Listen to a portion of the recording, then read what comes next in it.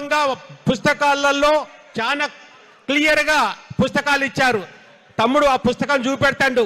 ఆ పుస్తకాలన్నీ కూడా జాగ్రత్తగా చదువుకోవాలి. ఆ డీటెయిల్స్ అన్ని కూడా మన నాయకుడు కేటీఆర్ గారు చెప్తాడు. అదేవిధంగా సభ్యత్వ నమోదు కార్యక్రమం, ఇది కూడా చాలా ఇంపార్టెంట్.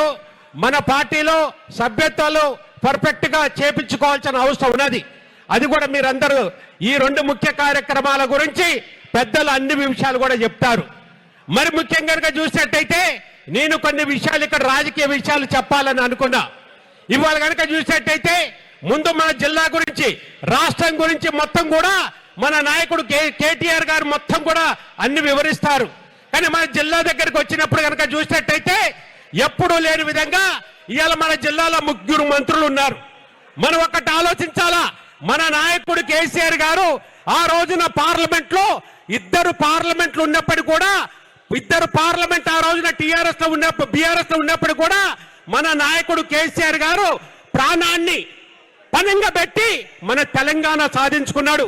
తెలంగాణ సాధించుకోవటమే కాకుండా ఆ రోజున పార్లమెంట్ లో ప్రజలలో ఏ విధంగా పోరాడో పార్లమెంట్ సాక్షిగా నేను చూశాను.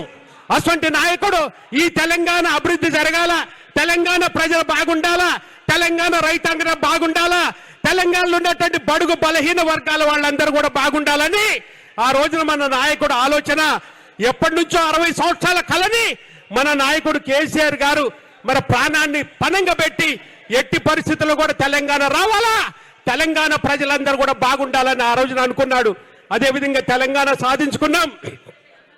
తెలంగాణ సాధించుకున్న తర్వాత రాష్ట్రం అంతా కూడా ఒక పక్కన ఉంటే మన జిల్లా ఒక పక్కన ఉన్నట్టుగా అయిపోయింది.